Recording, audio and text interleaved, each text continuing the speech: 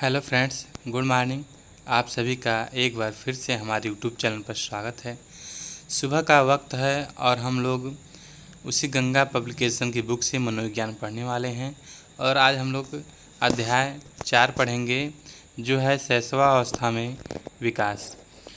तो बारिश का समय है, बारिश हो रही है इस समय, तो कुछ आवाज़ में दिक्कत आ सकती है, इसके लिए हम क्षमा चाहेंगे। चलिए आज का हम क्लास शुरू करते हैं। शैशवावस्था को 2 वर्गों में बांटा गया है। पहला है शैशव काल, जन्म से 3 वर्ष। उसके बाद है दूसरा भाग है पूर्व बाल्यकाल, 3 से 6 वर्ष। यानी जो शैशवा काल है पूरा समय है जन्म से 7 वर्ष तक माना जाता है, जिसको हम 2 भागों में बांटा जाता है। एक शैशव काल, जन्म से 3 वर्ष, और एक पूर्व बाल्यकाल, जन्म से 6 वर्ष। तो जो पूरा बालक का अवस्थाएं हैं, विकास की अवस्था है, 5 अवस्थाएं बांटा गया है। पहला अवस्था है गर्भावस्था, दूसरा शैशवावस्था, तीसरा अवस्था है बाल्यावस्था, किशोरावस्था और प्रौढ़ावस्था। इस तरह से 5 भागों में बांटा गया है। इस अध्याय में हम अध्ययन कर रहे हैं शैशवावस्था में विकास, और इसमें हम शैशवावस्था को 2 भागों में बांटा गया है। शैशव काल, जन्म से 3 वर्ष, और पूर्व बाल्यकाल 3 से 6 वर्ष।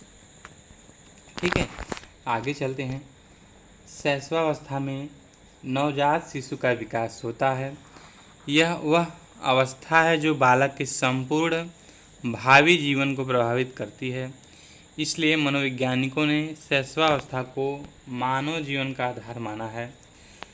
वैलेंटाइन कहते हैं कि शैशवावस्था को सीखने का अनोखा काल कहते हैं।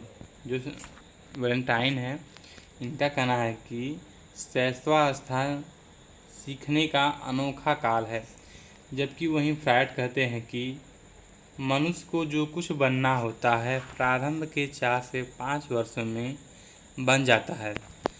तो इस आप लाइन से अंदाज़ा लगा सकते हैं कि शैशवावस्था पूरे जीवन काल में क्या महत्व रखता है। ठीक है, यानी पूरा आधार मनुष्य का 4 से 5 वर्षों में, मनुष्य या बालक जो भी बनना होता है उसका यह 4 से 5 वर्षों में ही तय हो जाता है। ठीक है, आगे चलते हैं। शिशु को अंग्रेजी में इनफैक्ट कहते हैं। इनफैक्ट लैटिन भाषा के 2 शब्द इन व फरी से मिलकर बना है। इनका अर्थ नहीं तथा फरी का अर्थ है बोलना। इस प्रकार इनफैक्ट का अर्थ हुआ बोलने के अयोग्य। सामान्यतः 3 वर्ष का बालक सार्थक शब्दों का प्रयोग करना प्रारंभ करता है। इसलिए तकनीकी दृष्टि से जन्म से 3 वर्ष की आयु तक की अवधि को शैशवावस्था कहते हैं, तथा 3 से 6 वर्ष की आयु को पूर्व बाल्यावस्था कहते हैं। यानी कि जो शैशवावस्था माना जाता है जन्म से 7 वर्ष या 6 वर्ष तक मान लीजिए आप, और जो 3 से 6 वर्ष होता है इसको पूर्व बाल्यावस्था कहा जाता है। और बाल्यावस्था का काल होता है 6 से 12 वर्ष तक का। ठीक है, कहीं कहीं 7 से 12 वर्ष तक भी दिया रहता है। आगे चलते हैं। विकास के पक्ष में दृष्टिकोण से अर्थात शारीरिक, मानसिक, सामाजिक, संवेगात्मक तथा नैतिक विकास की दृष्टि से शैशवावस्था की प्रमुख विशेषताएं हैं। पहली विशेषता है शारीरिक विकास में तीव्रता। जो शैशवावस्था में बालक का विकास होता है, शारीरिक विकास काफ़ी तीव्र गति से होता है। मानसिक क्षमता में तीव्रता, संवेदना, प्रत्यक्षीकरण, ध्यान, कल्पना, स्मरण सभी का अस्तित्व चेतना सत्ता से है। अगला है सीखने की तीव्रता। जैसे शैशवावस्था बाल्या प्लस किशोरा दोनों का मिला हुआ रूप होता है। यानी बालक इस अवस्था में ना ही बालक रहता है ना ही किशोर होता है। ठीक है, दोनों मध्यस्थ का काल होता है और इसमें तेजी गति से सीखता है। अगला है दोहराने की प्रवृत्ति। शैशवावस्था में बालक में दोहराने की प्रवृत्ति होती है। ठीक है, जैसे अपने पिता का अनुकरण करता है, माता का अनुकरण करता है, माता जो बोलती है वह बालक भी उसी तरह से बोलता है। ठीक है। पांचवा है जिज्ञासा की प्रवृत्ति। क्या, क्यों और कैसे से युक्त प्रश्न पूछता है। पियाजे के पूर्व प्रत्यात्मक अवस्था 2 से 4 वर्ष में जिज्ञासा की स्थिति रहती है। एक क्वेश्चन पूछा जाता है कि कब और कैसे और क्यों का प्रश्न बालक किस अवस्था में पूछा जाता है या फिर करता है। ठीक है, बालक किस अवस्था में क्या और क्यों कैसे का प्रश्न कब करता है, किस अवस्था में करता है, तो हमारा आंसर क्या हो जाएगा, शैशवावस्था में। बार बार परीक्षाओं में पूछता है। ठीक है, आगे चलते हैं। छठवां है पर निर्भरता। ठीक है, खुद पर निर्भरता मतलब पर निर्भरता है, दूसरों पे निर्भर रहता है। उसके बाद है स्व प्रेम। शैशवावस्था में शिशु के अंदर, इस अवस्था में बालक स्वयं से प्रेम करता है।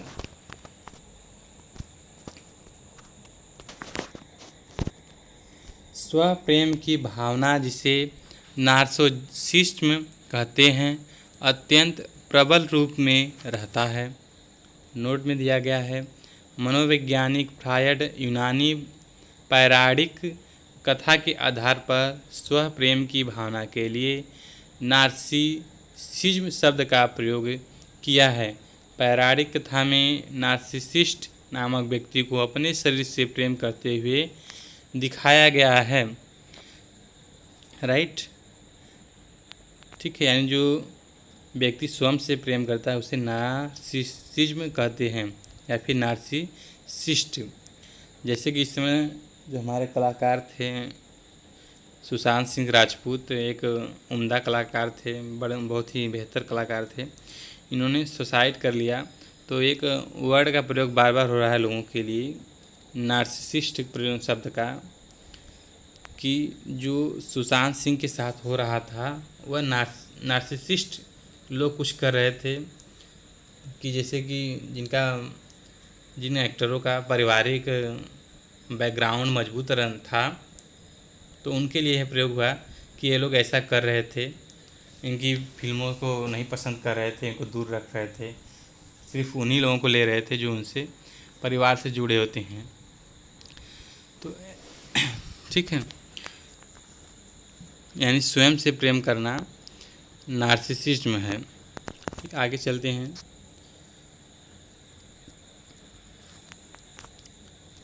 संवेगों का प्रदर्शन। 2 वर्ष के बच्चा में 4 संवेगों का उदय होता है। भय, क्रोध, पीड़ा, प्रेम। जबकि भारतीय मनोवैज्ञानिक संपूर्ण जीवन काल में 2 संवेगों का ही अस्तित्व बताते हैं, राग और द्वेष। ठीक है, आगे चलते हैं। सामाजिक भावना का विकास। शैशवावस्था की एक विशेषता है सामाजिक भावना का विकास। इस अवस्था में बालक में, शिशु में सामाजिक भावनाओं का विकास होता है और सामाजिक भावना का अभाव रहता है। विकास होता है पर इसमें सामाजिक भावना का अभाव रहता है। वह अकेले ही खेलना चाहता है।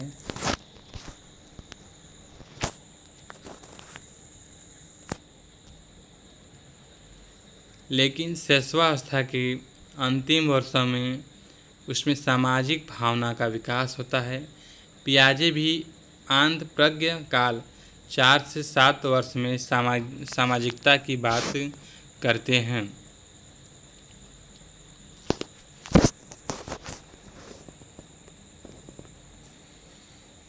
राइट। जिन पियाजे का एक संज्ञानात्मक विकास में जब आप पढ़ेंगे तो इसमें इसको और अधिक डिटेल में जान सकेंगे। ठीक है, उसके बाद है 10वां है मूल प्रवृत्तियों पर आधारित व्यवहार। इस अवस्था में शिशु मूल प्रवृत्तियों पर आधारित व्यवहार करता है। ठीक है, जिससे उसके मन में आ गया कि भूख लग गया उसे, तो वह मूल प्रवृत्ति पर आधारित व्यवहार करेगा, हाथ पैर को चलाएगा, रोना शुरू कर देगा उसी मूल प्रवृत्ति पे। ठीक है, तो शैशवावस्था की यह विशेषता है। उसके बाद है अगला हेडिंग है काम प्रवृत्ति। इसके बारे में फ्रायड कहते हैं, फ्रायड तथा अन्य मनोविश्लेषणादियों के अनुसार शैशवावस्था में काम प्रवृत्ति तीव्र होती है। वह अपनी काम प्रवृत्ति की भावना को माता का स्तनपान, हाथ पैरों के अंगूठे का चूसना, चम्मच को चूसना इत्यादि क्रियाओं के द्वारा अभिव्यक्ति करता है। लड़कों में अपनी माँ के प्रति प्रेम तथा लड़कियों में पिता के प्रति प्रेम भाव का उदय होता है। फ्रायड ने लड़कों के मातृ प्रेम भाव को ओडियस भावना ग्रंथि नाम से तथा लड़कियों के प्रति प्रेम भाव को इलेक्ट्रा भावना ग्रंथि नाम से संबंधित किया है। इन ग्रंथियों का उल्लेख भी यूनानी पौराणिक कथा में है।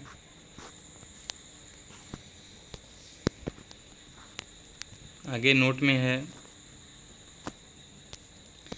पिता प्रेम भाव से संबंधित ग्रंथ है। पिता के लिए धनात्मक या सकारात्मक है। मातृ प्रेम भाव से संबंधित ग्रंथ, यह माता के लिए सकारात्मक धनात्मक है। फ्रायड का ऐसा मत है।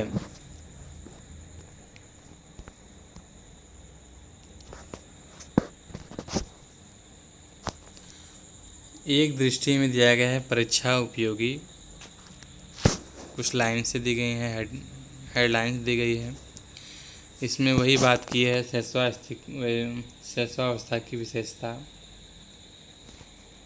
तो इसमें शारीरिक विकास तीव्र होता है, मानसिक विकास भी तीव्र होता है, सामाजिक विकास बीज के रूप में, संवेगात्मक विकास तीव्र, नैतिक विकास का बीज के रूप में। ठीक है, जब सामाजिक विकास बीज के रूप में है तो नैतिक विकास बीज के रूप में ही रहेगा।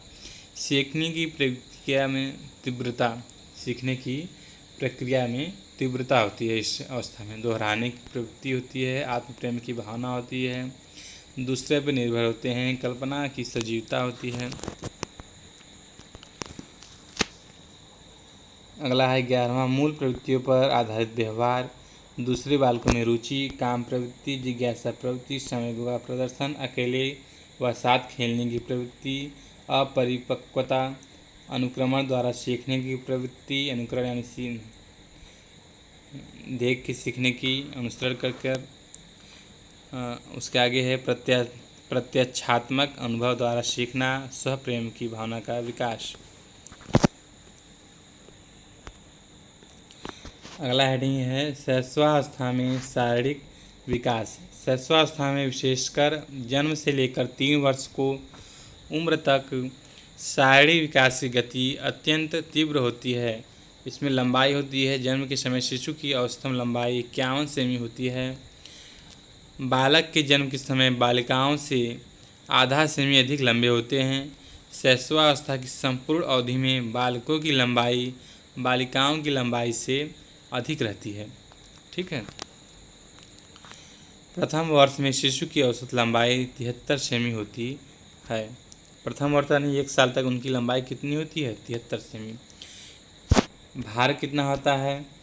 जन्म से लेकर संपूर्ण शैशवावस्था के दौरान बालकों का भार बालिकाओं के भार से अधिक होता है।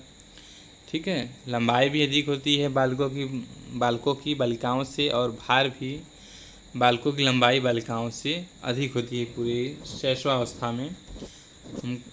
शैशवावस्था ही क्या, पूरे जीवन पर्यंत बालकों की बालिकाओं से लंबाई और भार अधिक होती है। नवजात शिशु का भार लगभग 3 किलोग्राम होता है। ठीक है, जो नवजात शिशु का पूरी तरह स्वस्थ हैं तो लगभग उनका भार 3 किलोग्राम तक होता है। उसके बाद मस्तिष्क का भार कितना होता है, लंबाई कितनी होती है, इसके बारे में दिया गया है। अगली हेडिंग, नवजात शिशु का सिर उसके शरीर की अपेक्षा बड़ा होता है। जन्म के समय सिर की लंबाई कुल शरीर की लंबाई का चौथाई होती है। जन्म के समय मस्तिष्क का भाग लगभग 350 ग्राम होता है। 6 वर्ष की अवस्था तक बढ़ते बढ़ते मस्तिष्क का भार 1 किलो 250 ग्राम हो जाता है, जो कि प्रौढ़ व्यक्ति के मस्तिष्क का 90% होता है। हड्डियों कैसी होती हैं? नवजात शिशु में हड्डियों की संख्या लगभग 270 होती है।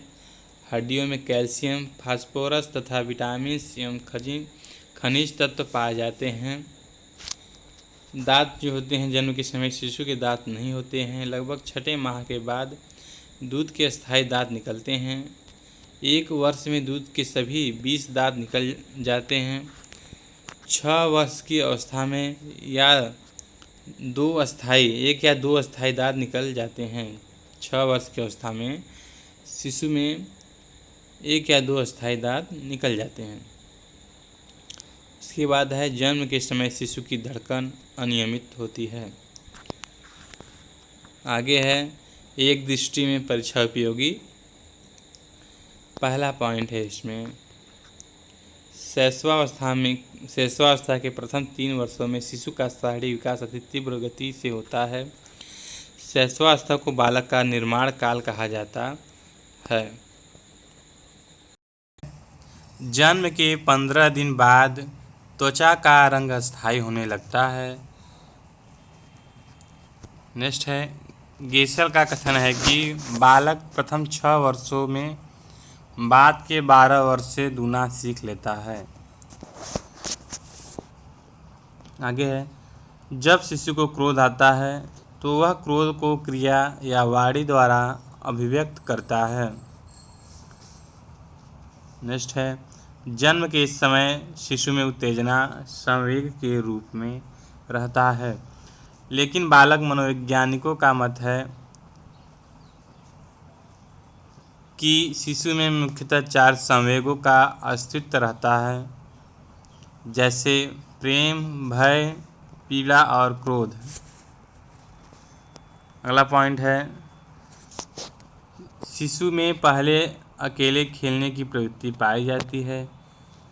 शिशु के साथ हमेशा सकारात्मक अवधारणा रखनी चाहिए, जैसे प्रेम, शिष्टता, नैतिकता और सहानुभूति जैसे व्यवहार करने चाहिए। उसके बाद है, शिशु कल्पना जगत में रहता है और उसी को वास्तविक समझता है। नेक्स्ट है, मॉन्टेसरी पद्धति में परियों की कहानी को महत्व दिया गया है। अगला पॉइंट है, शिशु में आत्म प्रदर्शन की भावना होती है। शिशु को खेल द्वारा शिक्षा दी जानी चाहिए। शिशु की शिक्षा व्यवस्था में कहानियों एवं सचित्र पुस्तकों का विशिष्ट स्थान होना चाहिए। शिशु सबसे पहले अपने माता को पहचानता है। उसके बाद कुछ है परीक्षा उपयोगी महत्वपूर्ण प्रश्नोत्तर बैंक। पहला क्वेश्चन है, कितने वर्ष में बालक सार्थक शब्दों का प्रयोग करता है? तो 3 वर्ष का जो बालक होता है वह सार्थक शब्दों का प्रयोग करने लगता है। अगला पॉइंट है, कौन सी अवस्था में दोहराने की प्रवृत्ति तीव्र रहती है? तो पूरे बाल्यावस्था से जो पहले की अवस्था होती है, शैशवावस्था, उसमें बालक में दोहराने की प्रवृत्ति होती है। उसके बाद है नेक्स्ट पॉइंट, फ्रायड के अनुसार लड़कों में कौन सी ग्रंथि पाई जाती है? तो ओडिपस ग्रंथि पाई जाती है। उसके बाद है, फ्रायड के अनुसार लड़कियों में कौन सी ग्रंथि पाई जाती है? तो फ्रायड के अनुसार लड़कियों में इलेक्ट्रा ग्रंथि पाई जाती है। उसके बाद जन्म के समय शिशु की औसत लंबाई कितनी होती है? 51 सेमी। दूध के कितने दांतों की संख्या होती है? दूध के दांतों की संख्या कितनी होती है? दूध की दांतों की संख्या 20 होती है।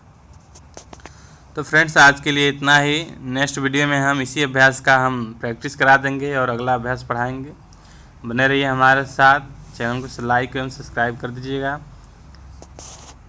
Thanks for watching.